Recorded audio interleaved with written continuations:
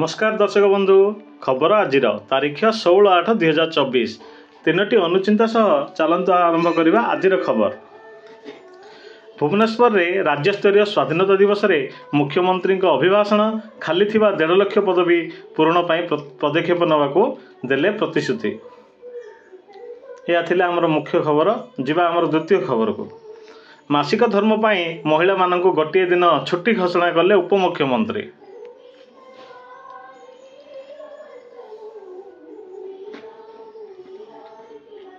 राज्य में आगामी 5 ରୁ 7 दिन जाए हल्का रु मध्यम धरणर वर्षा लगी रहिबो।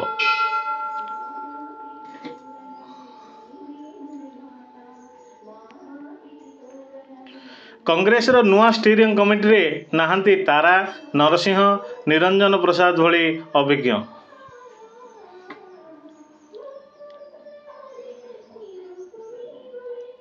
मालकानगिरी माओवादी बर्बरता पुलिस इनफॉर्मर संदेह रे 10म श्रेणी छात्रों को हत्या।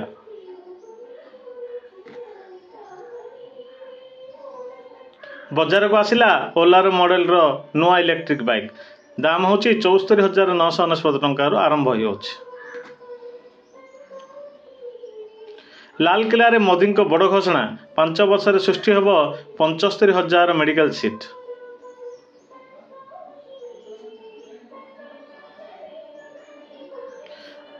आड़प पहंडी बेले बड़ ठाकुर पड़ा पछरे कारण कौन रिपोर्ट प्रदान कले तदंत कमिटी। आजिर तीनोटी अनुचिंता चलतु आरंभ करवा। सम्मान मिलू कि अपमान दुईटी जाक भल होता है कारण सम्मान आगू जावाई प्रेरणा जगाई थाए आ अपमान भल बाट को जावाई आमको शिक्षा दे थाए।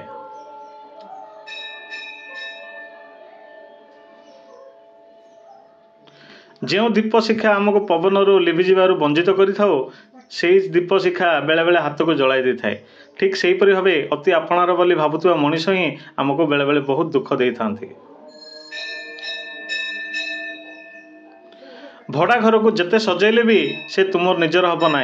ठीक से एमती किसी लोक अच्छा जिते भल पाइले भी से केवे निजर हो पारे ना।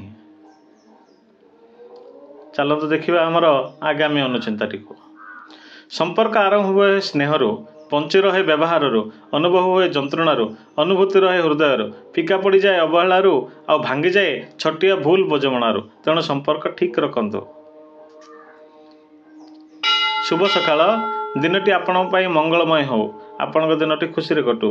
गला बेले मो चैनल को लाइक करी चैनल को सब्सक्राइब करंतु। धन्यवाद।